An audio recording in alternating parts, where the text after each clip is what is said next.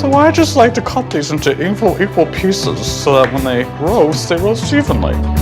Jesse Tyler Ferguson is a celebrated actor on stage and screen, but it's his current role as Mitchell Pritchett on the highly acclaimed sitcom Modern Family that launched him into the spotlight and earned him 4 Emmy nominations. And Jesse, one more time. Jesse's career continues to thrive on TV and in the theater. He lives with his husband Justin in the hills above Los Angeles. Are you excited, Jesse? I am excited. I'm a little nervous, but I'm excited. My dad's name is Robert Ferguson. My mother's name is Ann Doyle.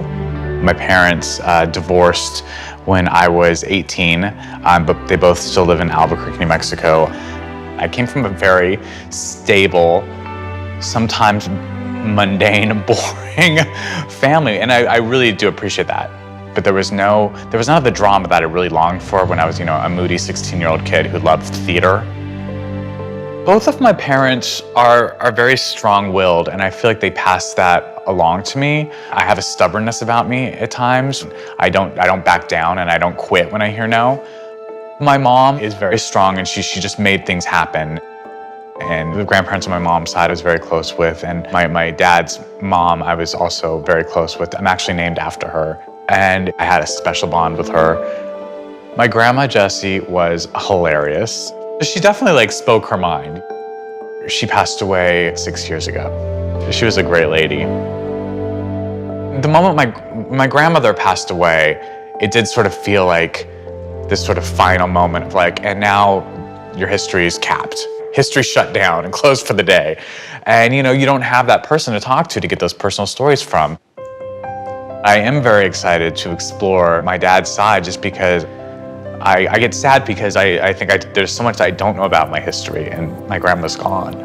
I want to fill out those branches of the family tree because right now it's like a stump. It's this really sad stump with one branch. I need to feel like it has more going on up here. So I'm heading to my hometown, Albuquerque, New Mexico, to talk to my dad, Bob Ferguson.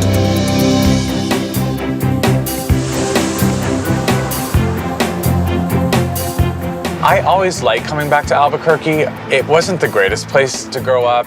This might surprise you, but a redhead with my skin tone, doesn't really want to be raised in the desert. But it's fun to come back to and visit now. Hello. Third time's a charm. So I've come here today to try and find out more information on your side of the family, specifically Grandma Jessie and her history. She's kind of where it ends for me. I don't know anything beyond her, so I'm very excited to figure out how far back I can go with that side of the family. Let's look at some of the photos, and maybe this will jog some questions here. This was an early picture. This is one of my favorite pictures of you. I was very cute. You were a cute little hockey puck. This is a picture of my mother. It's a very classy photo. I've seen this picture. I want a copy of this. This is Grandma Jessie. Yeah. And this is my maternal my grandfather, God. Jesse Wheat Uppercue. Okay. I did not know I was named after him as well. All right, so this is Grandma Jessie's dad, my great-grandfather. Correct. J.W. Uppercue. Look at that top hat. Yeah. Well, he was a lawyer. So how they did. I play a lawyer on television. I know something about that. Never knew him. I do remember my mom saying that he was born in Maryland. He looks like you, Dad. A little bit. Christmas Day, 1923. A modest token of affection from your husband. To Elizabeth Uppercue. So this is Elizabeth, my great-grandmother.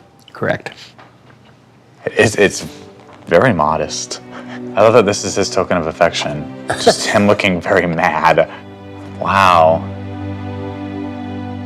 That's where your knowledge ends, too. Pretty much. Kind of where mine does.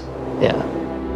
I just learned that my great-grandmother was Elizabeth and my great-grandfather was Jesse Wheat Uppercue. So Grandma Jessie and I obviously got our names from him. So now I'm curious to see if I can find anything about my great-grandfather online.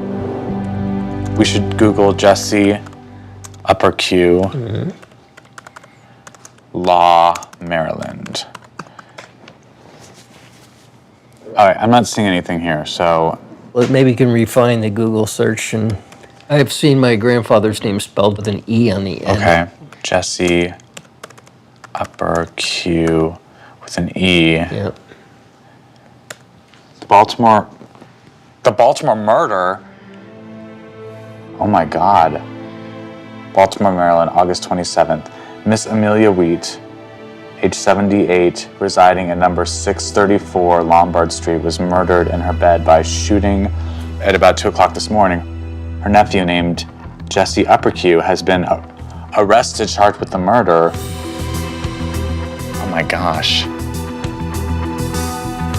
Did you know about this? No, I didn't. Oh my God. Jesse Uppercue, age 22, was in the house and first gave the alarm of the murder. On the arrival of the officer, Uppercue stated that during the night, his aunt called to him and requested him to come in her room as she felt nervous. I guess he lived with her. Mm-hmm. He did so, laying down on the bed by the side of Miss Wheat, and shortly thereafter fell asleep. How long he slept, he does not know, but was suddenly awakened by the report of a pistol when he discovered a man retreating from the room to the front door. He instantly sprang from the bed and fired 2 shots from his own revolver at the retreating robber and murderer, who escaped. Miss Wheat was shot through the left temple. Okay, well, this got juicy really fast. Uppercue is a law student and is said to have sustained an unexceptionable reputation among those who knew him, meaning he was an upstanding individual. Mm-hmm. Okay. You think back when you were 22 years old. I think back when I was 22 Right. years old. You do some crazy things. You don't shoot your aunt. He obviously did not end up in prison, or did he? I don't know. Maybe he spent some time in jail, so I don't know really where to go from here. At this point, maybe a historian could help clarify some of these details. So head to Maryland. Yeah, that's a good idea.